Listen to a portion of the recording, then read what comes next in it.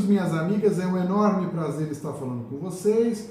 Meu nome é Edmar Santos, sou médico cardiologista aqui de São Paulo e vamos na nossa live de hoje? Vamos lá, né? Vamos ativar esse canal, fazer isso aí bombar. Hoje eu vou falar um pouco sobre a Covid e os motivos pelos quais a gente está sofrendo tanto e, sobretudo nós paulistas, onde é o epicentro da enfermidade. Eu queria fazer uma reflexão com vocês, algo que eu já venho pensando há alguns dias, né? Há 2 anos atrás eu fui no Congresso Europeu de Cardiologia, no ESC, European Society of Cardiology, que foi realizado em Munique. E nesse evento, né, Munique é uma cidade sempre muito agradável, quem conhece sabe, uma experiência, quem não foi, vá, que é um lugar bastante legal. Mas nesse congresso foi ministrada uma palestra pelo professor Eugene Braunwald. Eugene Braunwald, ou Braunwald, né, é um livro que todo cardiologista no mundo estudou nos livros dele, porque foi professor em Harvard a vida inteira e o principal nome da cardiologia do século XX, ou um dos, né? Principalmente da segunda metade, com certeza foi. E nessa palestra, diferente dos outros ícones da cardiologia, que são igualmente renomados, né, que eu já citei aqui em vários vídeos, nome de outros, Peter Lieb, Paul Ridker, enfim, vários. Valentin Fuster, Salim Yusuf, inúmeros deles. Né? Mas o Braunwald, ele tem uma prerrogativa de poder fazer nas suas aulas uma coisa diferente. Enquanto os outros vão falar sobre um assunto específico, um começo, meio e fim, claro, toda palestra deve ter um começo, meio e fim, né? Obviamente. Mas, assim, sobre uma droga específica, num contexto específico, em geral, os highlights a pessoa apresenta, vem uma réplica, depois vem uma tréplica. Não é esse o modelo que se propõe o professor Braunwald. Ele tem 90 e poucos anos, ele tem um jeito muito simpático, gosta de tirar foto com as pessoas que estão ali presentes e tal. E ele falou, então, de um tema livre que ele teve a oportunidade de falar, que ele via com muita preocupação para os netos e para as gerações futuras, porque havia, de certa forma, um descontrole na indústria farmacêutica. Né? Indústria farmacêutica, todos os países do mundo terceirizaram, privatizaram tudo, e assim a gente sabe que a indústria privada ela é mais capaz do que a pública na geração na gestão e geração de novas coisas, mas ela, claro, tem CEO, tem acionistas e visa lucro. Então ela não estava focada no desenvolvimento de novos produtos antimicrobianos. Segundo o Dr. Braunwald, à época, apenas 3 indústrias no mundo estavam focadas em desenvolver novos produtos nessa linha, né, para a próxima década, enquanto inúmeras indústrias estavam atrás de produtos para doença cardiovascular, para obesidade, para câncer, então nem se fala, né? Que são produtos muito mais caros e tudo. Porque a ideia é que o tempo de patente não compensa o capital investido, né? Então o tempo é muito curto, expira muito breve. Então acabava acontecendo esse problema, muito pouco interesse, e os estados, em vez de atuarem preenchendo essa lacuna, não, ficaram de braços atados, né?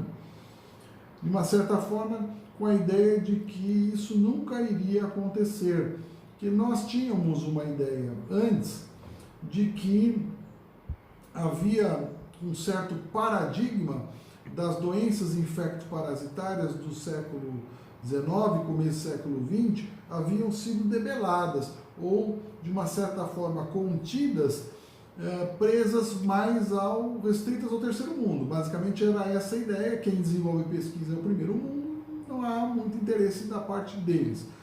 Esta que é a verdade, não é? E depois da Segunda Guerra Mundial, veio um paradigma da doença cardiovascular, que nós estamos conseguindo gradativamente vencer. Nos anos 80 no Brasil, estou cansado de falar isso aqui nesse canal, nós tínhamos 400 a 500 mortes por 100 mil habitantes, hoje está em torno de 240, 250. Então toda a tecnologia, aprimoramento, técnicas desenvolvidas tem reduzido drasticamente as custas, fundamentalmente do combate dos fatores de risco e atendimento precoce, rápido e eficaz dos pacientes acometidos pela doença já estabelecida. Não é? Mas então esse paradigma vem sendo gradativamente superado por um novo paradigma do câncer. Então alguns países da Europa já têm o câncer como principal causa de morte nos seus países, e aí essa tendência já pulando do câncer para o Alzheimer, seria o novo paradigma a ser vencido, a nova barreira, o novo limite do ser humano a ser alcançado. Mas só que às vezes a gente percebe que deixou lacunas lá para trás. O conhecimento não foi plenamente alcançado em vários campos e nós, infelizmente, não sabemos como tratar vírus. Um déficit de conhecimento enorme que chegou a esse ponto, né? Tendo que recorrer a estratégias de 1918, do século passado, quando surgiu a gripe espanhola. Então foi a última experiência humana grande em termos de pandemia. Então nós temos que reaprender tudo, né? Temos que reaprender tudo, infelizmente, né? Isso que eu queria falar para vocês agora, mas aproveitar também uma pergunta, fazer uma análise crítica do estudo feito pela Prevent Senior, lá sobre hidroxicloroquina. Na verdade, é um plano de saúde e eles não têm como, pelo menos até o momento, uma vocação de estudos clínicos, né? Não é uma instituição focada ou voltada para esta finalidade. Então, não vou entrar no mérito aí de críticas e tal, né? Mas vamos dizer assim que um estudo para responder à questão se a hidroxicloroquina funciona, ela tem que seguir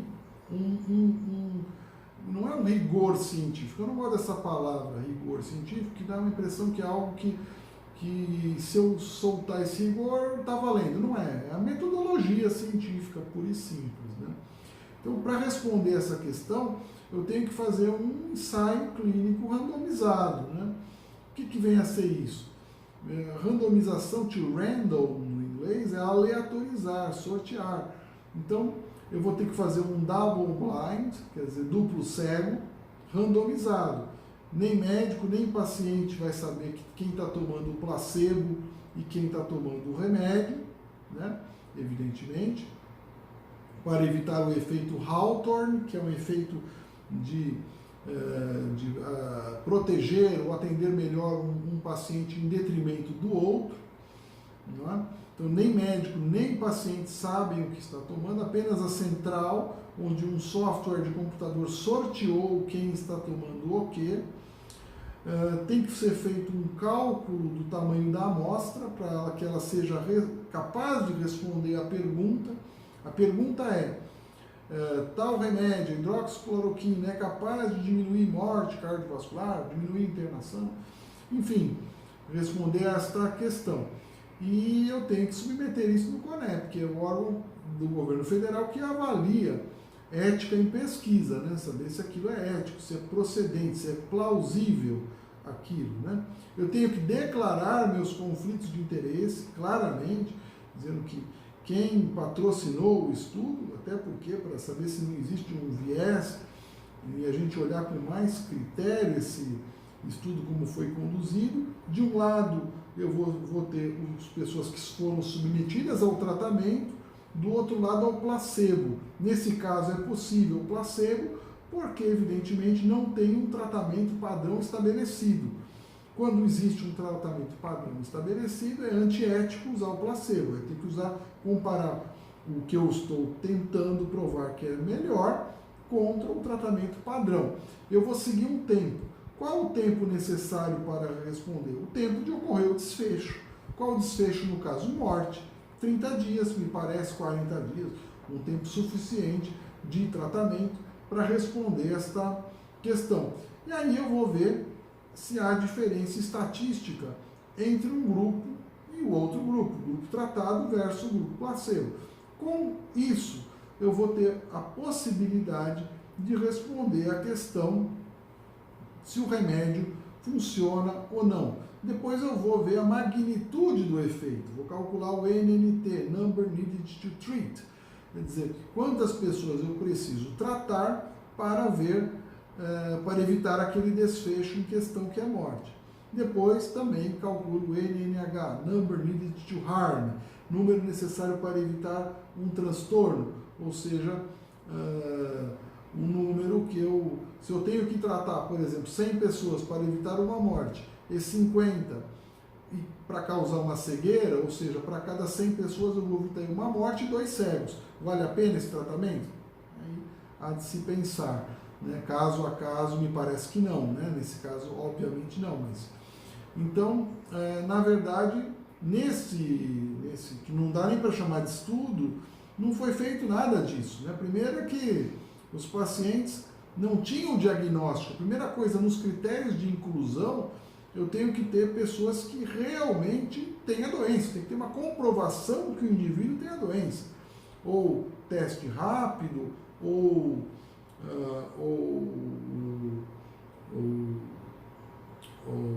PCR, alguma coisa que confirme que o indivíduo tem a enfermidade. Vou estudar infarto, tem que ter uma documentação do cara ter um infarto. Vou estudar gestante, tem que ver que a mulher está grávida. Então é uma coisa que faltou isso. Não foi randomizado, não foi duplo cego. A amostra não é capaz, aparentemente, de responder a pergunta. Eu tenho que obedecer um princípio chamado intention to treat, intenção de tratar, ou seja, o grupo que abandonou o estudo por A, B ou C motivo deve ser colocado estatisticamente não como um dropout, não como uma perda, mas sim como que o tratamento falhou. E, infelizmente, não foi feito isso. Eu atribuo isso, não é uma instituição com essa, é uma instituição de cuidados à saúde, parece que faz um cuidado zeloso e bem feito, não é vocacionado para essa parte de pesquisa clínica, por isso o problema. Então nós não temos a resposta se a hidroxicloroquina funciona ou não funciona. Edmar, você poderia usar? Você usaria? Usaria. Se eu tivesse com a enfermidade, usaria sim, com azitromicina, usaria com anticoagulante também, que está estudando e parece ter bons resultados, com corticoide. É o que está todo mundo fazendo, com resultados aparentemente bons. Não se sabe ao certo por que alguns indivíduos evoluem tão mal. Essa que é a nossa grande preocupação. Só vai haver condições de flexibilizar francamente a quarentena e etc. no mundo inteiro quando se tiver uma vacina ou algum antirretroviral que seja eficaz o bastante para matar o vírus. Caso contrário, tudo isso que eu falei, hidroxicloroquina, que impede a replicação viral aparentemente, antibiótico que vai evitar uma outra infecção oportunista em cima do quadro do Covid, anticoagulante porque os pacientes comumente evoluem com um quadro meio que de CIVD, com coagulação intravascular disseminada, inclusive com quadros aí de AVC já documentados, infarto já documentados, e com aquela explosão de citocinas, né, inclusive com miocardite, né, todo um cenário, por isso o anticoagulante.